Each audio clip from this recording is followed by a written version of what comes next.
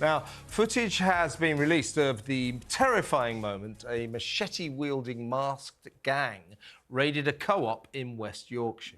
It's the latest in a string of thefts, abuse and attacks on staff, which new figures reveal are up by 44%.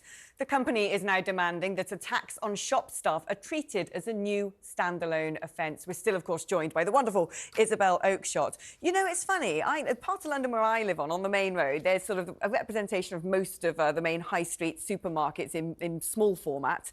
And it's the co-op that is the target of all of the homeless people going in there and just snatching things up. I don't know why it is always co-op, but it does seem to be a problem that they have. I wonder whether a complete speculation on my part, whether they have a slightly softer policy or record on prosecutions. Just a complete speculation. I will say there are many, many good things about the co-op, but have you noticed how much better their tills are?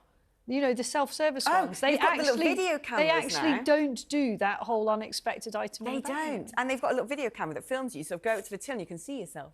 There is one major supermarket that I better not name, but their automatic checkouts are completely dysfunctional. Oh, I know which one it is. Yeah, we better not say what it is, but I think you know which one you are. Yeah, but this is alarming. We know that things like shoplifting across the board has gone up. It's got to a stage now where it's almost turning into America. You can go and nick what you like because you're not going to end up in prison. Yeah. The police aren't going to investigate. And shops are up in arms saying, what on earth are we supposed to do about this? And I think it's always been an issue at particular times of day, but now, even worse, there are shops that are just basically shutting their doors at certain times of day. And in good parts of London, doesn't have to be in the roughest areas, certainly in more affluent parts of London, they've taken to locking their doors at certain times. It is awful.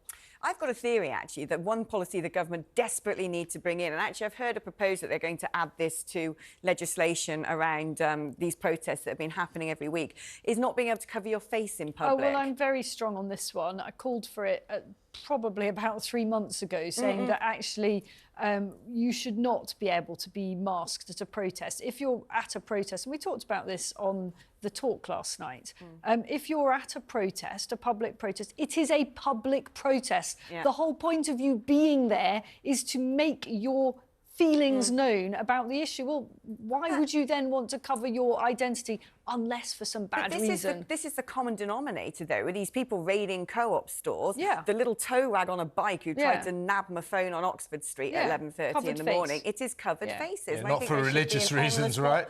I mean, some people use the COVID mask more often than not. It's a Palestinian scarf these days. And, you know, online fashion shops are selling balaclavas. Yeah, it's just like, what is really going sinister. on? It's really sinister. Look at them, all masked up, as you quite rightly Yeah, exactly. Now, there should be, if you are out and about on the street and your face covered, you should be grabbed, taken to a cash point and said, withdraw £1,000 right now. That's if we had police on the street.